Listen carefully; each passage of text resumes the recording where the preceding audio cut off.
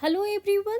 आज मूली talks channel में आप सभी का स्वागत है। और आज है 5 अक्टूबर और आज हम लोग जो है 72 बीपीएससी प्री और बिहार एसआई और बीएसएससी सीजीएल और एईडीओ जिसमें जो है ये सारे एग्जाम्स को लेके चलेंगे, क्योंकि ये सारे एग्जाम्स में हिस्ट्री का जो वेटेज है वो बहुत ज़्यादा होता है। तो इस चीज़ को देखते हुए, क्योंकि इसका वेटेज ज़्यादा है हिस्ट्री का, तो हम लोग जो है ना फर्स्ट जो प्रायोरिटी है जो हिस्ट्री सब्जेक्ट का दे रहे हैं।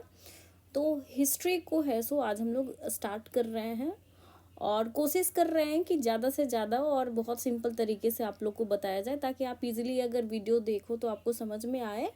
और अगर आप लोग को चीज़ें समझ में आने लगी या फिर मैं समझाने में सफल रही तो आगे भी और सब्जेक्ट्स का जो है डिटेल्स एनालिसिस किया जाएगा। तो फिलहाल जो है हम लोग हिस्ट्री को कंटिन्यू कर रहे हैं और हिस्ट्री का आज फर्स्ट क्लास ले रहे हैं। तो आज हिस्ट्री स्टार्ट कर रहे हैं हम लोग। तो चलिए हम लोग सब हिस्ट्री पढ़ते हैं।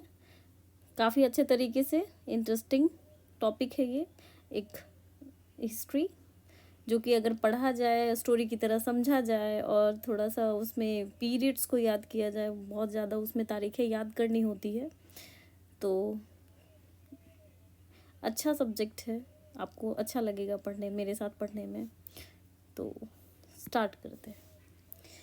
हिस्ट्री जनरली स्टार्ट कर रहे हैं तो ये बताना चाहेंगे कि हिस्ट्री जो बच्चे हैं तो वो सोचते होंगे कि अच्छा हिस्ट्री क्यों पढ़ते हैं हम लोग, इसका यूज़ क्या है और ये हर एक एग्ज़ाम में इतनी प्रायोरिटी लिस्ट में क्यों रहता है। जैसे बिहार का जितना भी आप एग्ज़ाम लोगे, सिपाही है, दरोगा है, या फिर जो भी एग्ज़ाम जो है बीपीएससी बीएसएससी जो भी कंडक्ट करवाती है, तो उसमें हिस्ट्री का वेटेज होता है। इवन यूपीएससी जैसे एग्ज़ाम्स में जो है हिस्ट्री का वेटेज अच्छा खासा होता है। तो हिस्ट्री हम लोग क्यों पढ़ते हैं, इतिहास है क्या, और इतिहास को है सो जो है प्रायोरिटी लिस्ट में क्यों हर कमीशन या फिर हर आयोग हर क्यों डालता है, तो उस पर आज हम लोग चर्चा करेंगे। अब जो हिस्टोरियन है वो हिस्ट्री को लेके उनकी क्या सोच है उस पर आते हैं। तो सबसे पहले जो क्वेश्चन उठता है कि हिस्ट्री है क्या, इतिहास क्या है।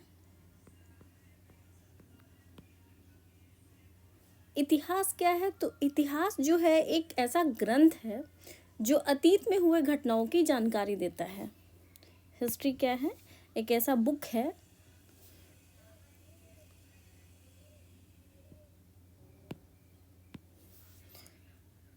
हिस्ट्री एक ऐसी बुक है, एक ग्रंथ है जो जो अतीत मतलब जो पास्ट में बीत चुका है, जो पास्ट में बीत गई जो इवेंट्स हैं, जितनी भी ग्रंथ है जिसमें अतीत की घटनाओं का वर्णन होता है, कि घटनाओं का इंफॉर्मेशन या जानकारी होती है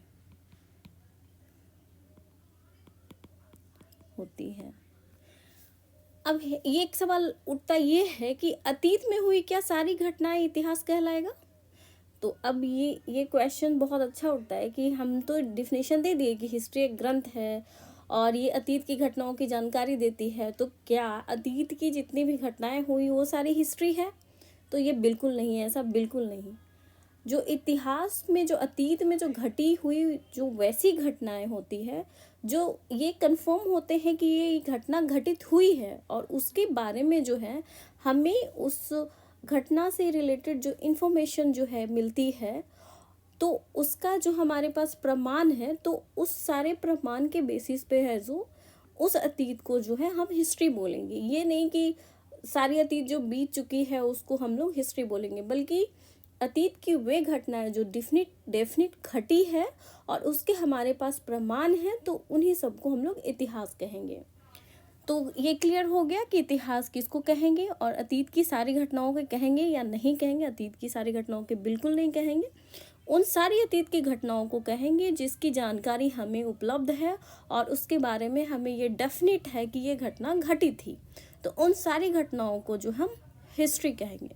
अब है कि हिस्ट्री नाम क्यों पड़ा, हिस्ट्री नाम क्यों पड़ा, अब इस पे आते हैं। हिस्ट्री जो है ये ग्रीक वर्ड है और ये जो है हिस्टोरिया से बना है।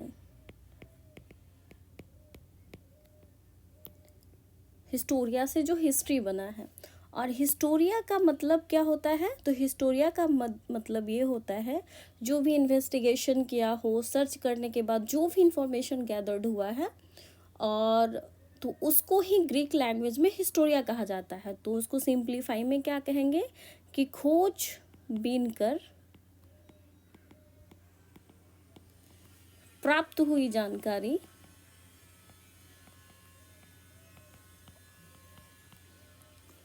उसे ही ग्रीक लैंग्वेज में, ग्रीक भाषा में हिस्टोरिया कहते हैं। तो ये हो गई हिस्टोरिया, जिससे हिस्ट्री बना है। अब हिस्ट्री है तो उसकी, ये तो हो गया कि इतिहास क्या है, इतिहास में कौन सी घटनाओं को इतिहास कहेंगे, अतीत की उन सारी घटनाओं किसको है, तो अतीत की वैसी घटना है जिसका प्रमाण प्राप्त हो, जिसका प्रत्यक्ष प्रमाण है हमारे पास। और हिस्टोरिया किसको कहेंगे? तो जो भी सर्च करने के बाद जो हमें इंफॉर्मेशन मिली है तो उसको हिस्टोरिया कहेंगे। ये ग्रीक लैंग्वेज में हिस्टोरिया बोला जाता है। इसके बाद क्या हुआ कि हिस्ट्री के बारे में जो जानकारी जो है, वो सबसे पहले जो जानकारी है वो हेरोडोटस ने दी थी। और यही वो रीज़न है कि हेरोडोटस को फादर ऑफ हिस्ट्री, हिस्ट्री का पितामह कहा जाता है। तो हेरोडोटस जो है ना, हिस्टोरिका नामक उन्होंने बुक लिखा था।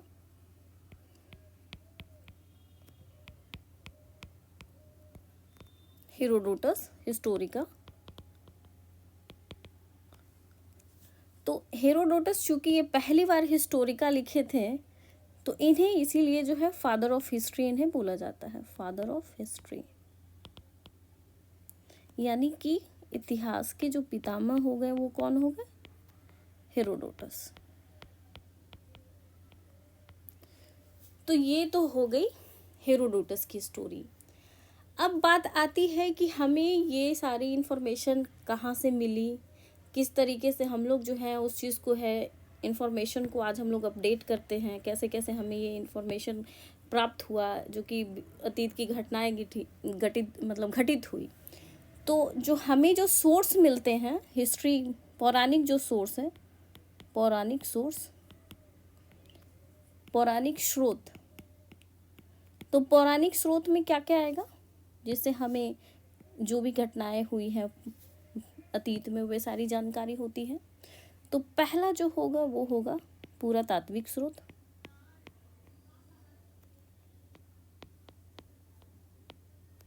पुरातात्विक स्रोत जिसको आर्कियोलॉजिकल सोर्स भी कहते हैं। इसके बाद जो होगा सेकंड जो होगा वो होगा साहित्यिक सोर्स। और ये थर्ड जो होगा वो होगा विदेशी यात्रियों का वर्णन।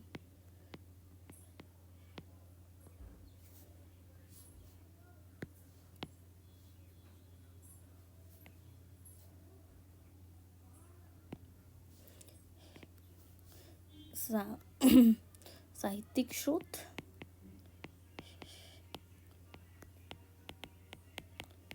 और इसके बाद थर्ड जो हो जाएगा विदेशी यात्रियों का वर्णन। तो इन तीन स्रोतों से हमें पता चलता है, पौराणिक जो सोर्स है ये हमारे पास तीन है, पुरातात्विक स्रोत है, साहित्यिक स्रोत है और विदेशी यात्रियों का वर्णन। अब पुरातात्विक स्रोत में भी कैसे पता चला हमें? तो पुरातात्विक स्रोत में जो है पहले जो होगा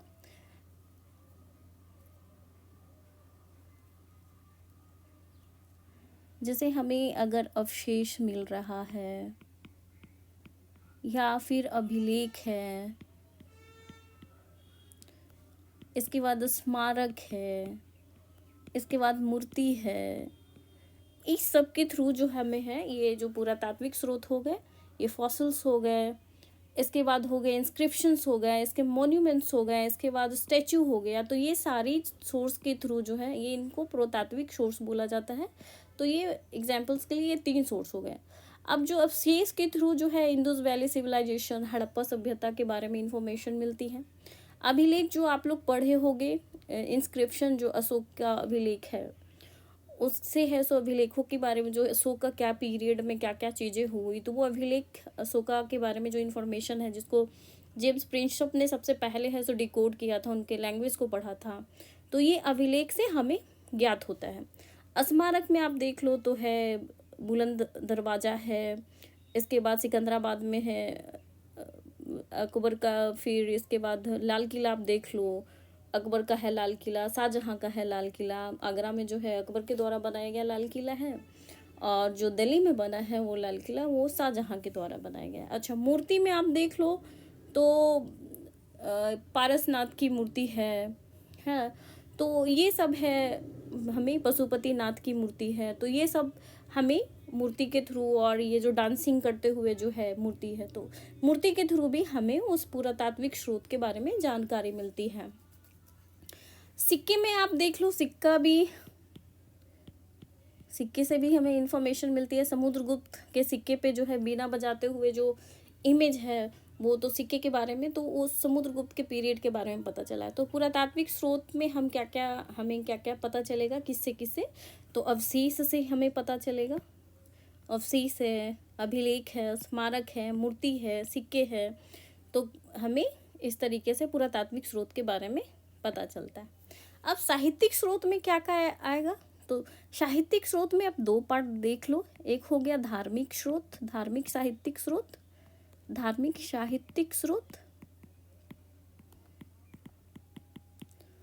और सेकंड हो गया गैर धार्मिक साहित्यिक स्रोत।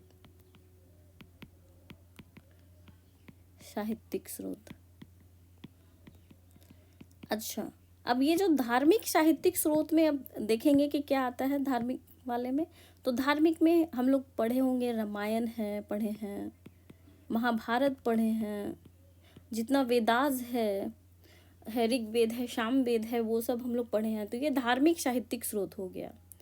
इसके बाद गैर धार्मिक साहित्यिक स्रोत में क्या आ गया, तो कालिदास का अभिज्ञान शकुंतलम आ गया, कालिदास जिन्होंने अभिज्ञान शकुंतलम लिखा है, अभिज्ञान शकुंतलम। इसके बाद आप चाणक्य देख लो, चाणक्य का अर्थशास्त्र लिखा हुआ है जिनको कौटिल्य भी बोलते हैं, तो ये जो हो गया वो गैर धार्मिक साहित्यिक स्रोत आ गया। अब आते हैं विदेशी यात्रियों का वर्णन। विदेशी यात्रियों का वर्णन तो आप देखोगे कि गुप्ता पीरियड में, गुप्त काल में, जब चंद्रगुप्त द्वितीय का जब दौर था, चंद्रगुप्त द्वितीय के टाइम में फाहियान आया था, और पुष्यभूति जो कि वंश से जो हर्षवर्धन थे, हर्षवर्धन के टाइम में जो है ह्वेनसांग आया था। तो ये चूंकि बहुत बार पूछ भी चुका है क्वेश्चन कि चंद्रगुप्त द्वितीय के टाइम में कौन आया था, तो फाहियान आया था, हर्षवर्धन के टाइम में कौन आया था, तो ह्वेनसांग आया था, ये चूंकि प्रीवियस में पूछ चुका है, तो ये है। इसके थ्रू हमें विदेशी यात्रियों के वर्णन के थ्रू भी उस पीरियड की हमें जानकारी मिलती है। तो ये तो हो गया कि पुरातात्विक स्रोत, साहित्यिक स्रोत और विदेशी यात्रियों के वर्णन से हमें पौराणिक स्रोतों, ये जो है स्रोतों के जरिए हमें इतिहास के बारे में इंफॉर्मेशन गैदर्ड मिलता है। अब है हम लोग जो है इंडियन हिस्ट्री और वर्ल्ड हिस्ट्री पढ़ते हैं, क्योंकि एग्जाम में जो है ना वो इंडियन हिस्ट्री ज़्यादा आता है, तो हम लोग जो है इंडियन हिस्ट्री पे फोकस करेंगे।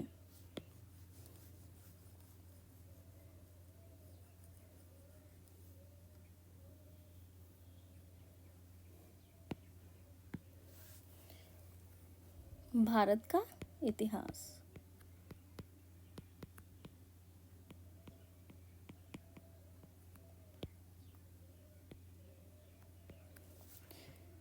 भारत का इतिहास है, तो इतिहास को हम लोग जो है 3 पार्ट में पढ़ते हैं।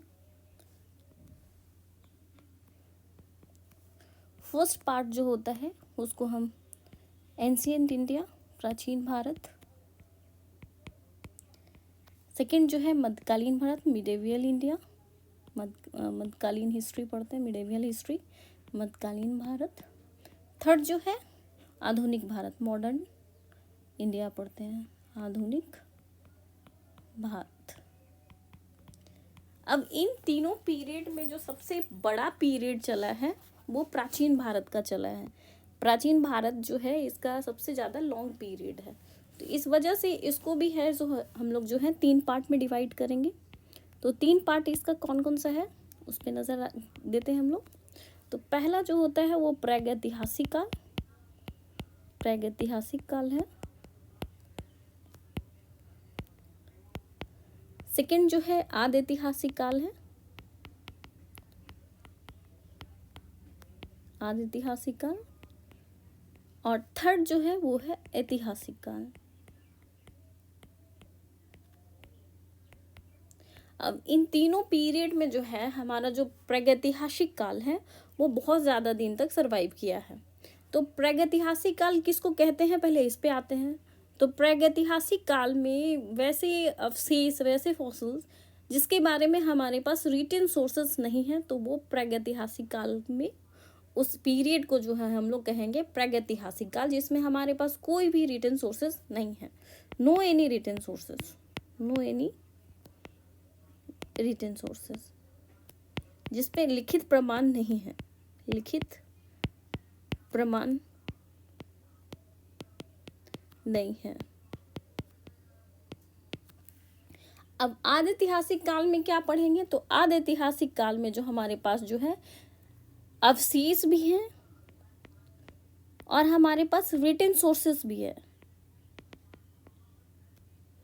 रिटन सोर्सेस भी है, मतलब हमारे पास लिखित प्रमाण भी है, लिखित प्रमाण भी है, प्रमाण है। बट जो है हम इसे अभी तक पढ़ नहीं पाए हैं, इसको डिकोड नहीं कर पाए हैं, इस लैंग्वेज को डिकोड नहीं कर पाए हैं। ऐतिहासिक काल में क्या है, तो अवशेष है, इसके बाद इसमें जो रिटेन जो सोर्सेस है उसको हम लोग डिकोड कर लिए, उसको हम लोग पढ़ पा रहे हैं। यानी कि जब से हम लोग अवशेषों को जब से हम लोग पढ़ लिए हैं, जब उसके बारे में हमें जानकारी मिली है, उसे हम ऐतिहासिक काल कहेंगे। इन तीनों कालों में जो है प्रागैतिहासिक काल ये सबसे ज़्यादा टाइम तक सरवाइव किया है, बहुत ज़्यादा टाइम तक रहा है। तो इसको भी जो है हम लोग 2 पार्टों में विभक्त करेंगे। तो इसको 2 पार्ट में विभक्त करेंगे। 1 मिनट।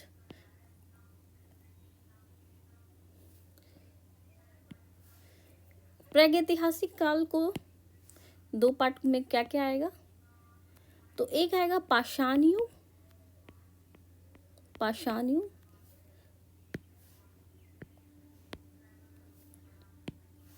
पाषाण युग, और सेकंड आएगा ताम्र युग, ताम्र युग। अच्छा, पाषाण युग और ताम्र युग, ताम्र युग मीन्स जिस समय तांबा की खोज हो चुकी थी, ताम्र युग, इसीलिए इसको तांबा की खोज हो चुकी थी, खोज हो चुकी थी, इसलिए इसको जो है ताम्र युग भी कहा जाता है। अब ये दोनों युग में पाषाण युग जो है वो काफ़ी टाइम तक सरवाइव किया। तो इसको भी है हम लोग 3 पार्ट में विभक्त करेंगे पाषाण युग को। अब इसको पाषाण युग,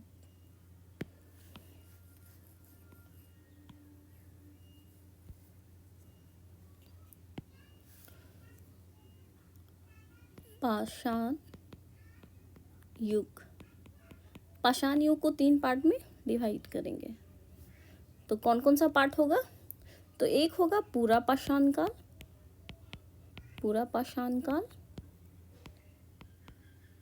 सेकंड होगा मध्य पाषाण काल, पाषाण काल। और थर्ड होगा नव पाषाण काल, नव पाषाण काल। पूरा पाषाण काल हो गया पैलियोलिथिक पीरियड, मध्य पाषाण काल हो गया मेसोलिथिक पीरियड, मध्य पाषाण काल, और नव पाषाण काल हो गया नियोलिथिक पीरियड। तो अब इस पीरियड में क्या क्या चीज़ें हुई अब उस पर देखते हैं। तो पूरा पाषाण काल में जो है लोग जो है आदि मानव की तरह रहते थे, और पूरा पाषाण काल में ही जो है आग का खोज हो चुका था। मध्य पाषाण काल में जो लोग हैं वो पशुपालन करने लगे थे मध्य पाषाण में। ये है सो ये दौरान जो है आदि मानव का रहा है, आदि मानव का एक नोमैड, घुमंतू टाइप की इनकी लाइफ स्टाइल रही है। जिधर जाते थे घूमते रहते थे, खाना पीना खाते थे। तो ऐसे ही एक सभ्यता नहीं थी, असभ्य थे, और एक नॉर्मल जो जंगली जैसे लोग रहते हैं उस टाइप से वो अपना लाइफ स्टाइल जीते थे। तो आदि मानव का जो पीरियड है वो पूरा पाषाण काल में, और इसी काल में आग का आविष्कार हो गया था। पशुपालन जो है वो मध्य पाषाण काल में शुरू हो गया था।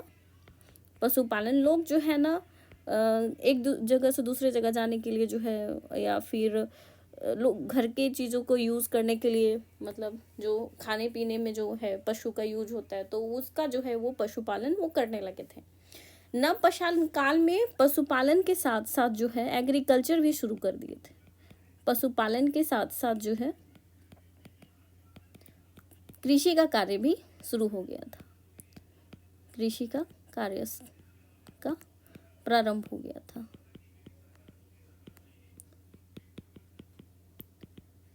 ये हो गया नवपाषाण काल।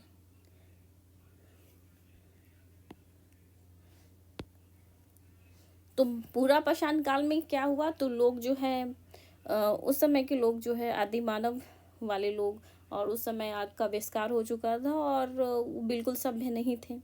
मध्य पाषाण काल में जो है पशुपालन थोड़े से सभ्य हुए और उन्होंने जो है पशुपालन की शुरुआत भी कर दी मध्य पाषाण काल में। और नव पाषाण काल में जो है वो पशुपालन के साथ साथ जो है एग्रीकल्चर भी करने लगे। तो अब तो ये बात हो गई कि ये पीरियड है, ये पीरियड है, मध्य पाषाण काल है, नव पाषाण काल है, ये सब हो गया। अब किस पीरियड को है, कितने से कितने एज तक है, क्या चला नहीं चला, इसके बारे में तो हमें एक डेफिनेट तारीख पता होना चाहिए कि हाँ कितने से कितने ईस्वी तक कौन सा काल चला, कौन सा कब से कब तक पूरा पाषाण काल चला, कब से कब तक मध्य पाषाण काल चला, और कब से कब तक जो है मध्य पाषाण काल चला। तो ये सब है, इसके बारे में हमें कैसे ऑथेंटिकेशन प्राप्त होगा। तो जो है एक होता है एडी और एक होता है बीसी। एडी हो गया एनो डोमिने,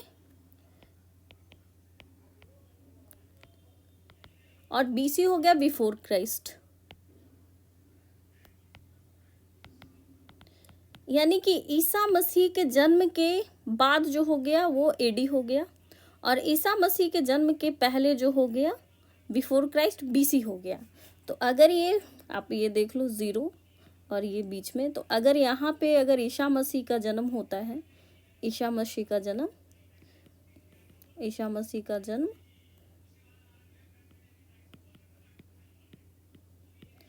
तो इसको स्टैंडर्ड मान लिया गया है। इसके पहले हो गया बीसी, इसके बाद में हो गया एसी, यानी कि सॉरी एडी, एना डोमिनो मतलब ईस्वी, इसके पूर्व हो गया ईशा पूर्व, इसका हो गया ईस्वी। तो यही फर्क है बीसी और एडी में। तो ईसा मसीह के बाद जो जन्म हुआ, ईसा मसीह के जन्म के बाद जितनी भी घटनाएं घटी वो ईस्वी उसको बोलते हैं, और ईसा मसीह के जन्म के पहले जो घटनाएं घटी उसको ईसा पूर्व के पीरियड में हम लोग लेंगे। एज फॉर एग्जाम्पल ईसापुर में है बुद्ध भगवान की जो जन्म हो गई वो 563 में हुआ, और उनकी डेथ जो हो गई 483 ईसा पूर्व में हुई। तो इनका जो है एज ये 80 ईयर्स तक रहे लगभग। और इधर जो है ये डायरेक्ट जो है ईस्वी में जो है, अगर आपका DOB जब का है आप उसके अनुसार आप ऐड कर सकते हैं। मान लो कोई 95 का DOB है और उसका फिर पूछा जाए कि 2005 में उसका एज क्या रहा, तो ऑब्वियस ही बात है 10 ईयर्स हो गया उसके। तो इस तरीके से ये हम लोग जो ईस्वी में करते हैं, और ईसा पूर्व में 563 से 483, तो इसके जो बीच का ड्यूरेशन है वो 80 ईयर्स का हो गया।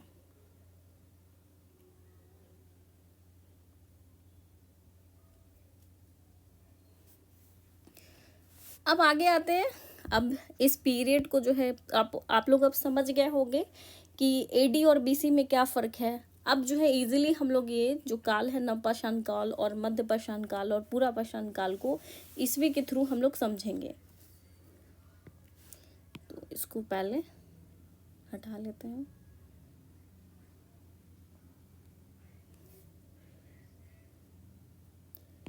अब आइए समझते हैं कि कितने से कितने ईस्वी को जो है पूरा पाषाण काल माना जाता है। तो जब से हमें कुछ पता नहीं है, अननोन है, अननोन से जो है 80,000 जो है सॉरी सॉरी सॉरी।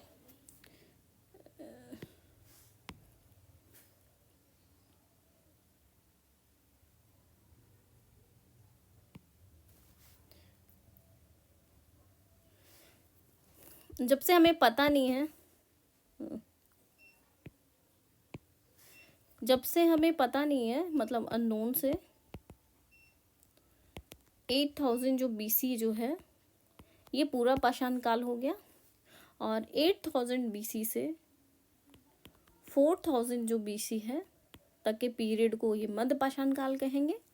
और नव पाषाण काल कब कहेंगे, तो 4000 बीसी से 2500 बीसी को कहेंगे। तो ये हो गया टाइम पीरियड कि कितना को कितना कहेंगे। अब आते हैं कि ये नव पाषाण जो काल है, मध्य पाषाण काल और पूरा पाषाण काल है, इन सब कालों के बारे में ये पता चल गया कि 8000 बीसी तक हमारे पास है। अवशेष तो थे, लेकिन हमें उनके बारे में कोई भी जानकारी, रिटेन जो जानकारी है वो हम लोग को नहीं है। मध्य पाषाण काल जो कि 8000 से 4000 तक बीसी में, इस समय हम लिपि को इंट्रोड्यूस कर चुके हैं, डिकोड कर चुके हैं। और नव पाषाण काल जो 4000 बीसी से 2500 बीसी है, इस समय हम लोग जो है एग्रीकल्चर भी करने लगे हैं और पशुपालन भी करने लगे हैं।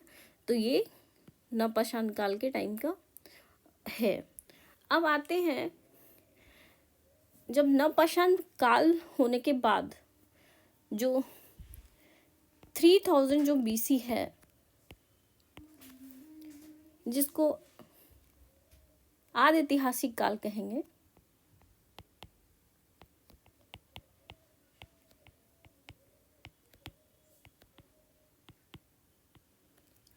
इसी समय जो है ना हमारे पास जो है ना सिंधु घाटी सभ्यता आ गई थी। सिंधु घाटी की सभ्यता, और ये सिंधु घाटी की सभ्यता जो है लगभग जो है 2500 बीसी से 750 बीसी तक ये सरवाइव किया था। ये ईसा मसीह के 3000 बीसी के बाद जो है आदि ऐतिहासिक काल जो आया था, और ये इसी समय जो है आदि ऐतिहासिक काल में सिंधु घाटी सभ्यता की खोज हुई है। और ये कब से कब तक चली, तो 2500 बीसी से 1700 बीसी तक चली ये। और इसमें जो है हमारे पास जो है क्या किए थे जो सिंधु घाटी के लोग जो है, कॉपर में जो है टीन मिलाकर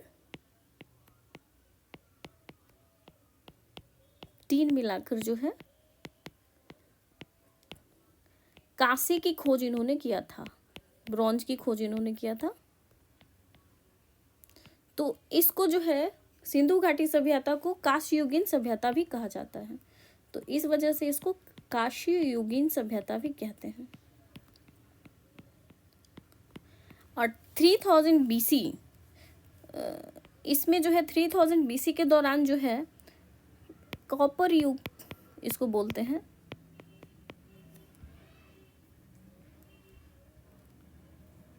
यानी कि इसी समय जो है सभी लोग जो है ताम्र युग में प्रवेश कर गए थे,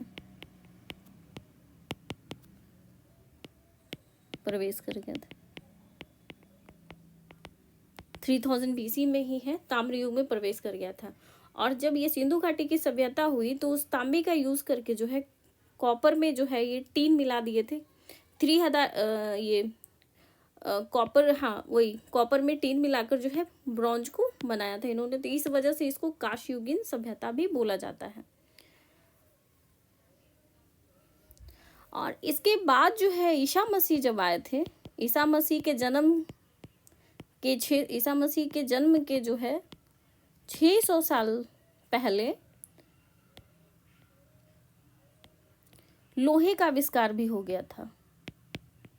लोहे का आविष्कार हो गया था।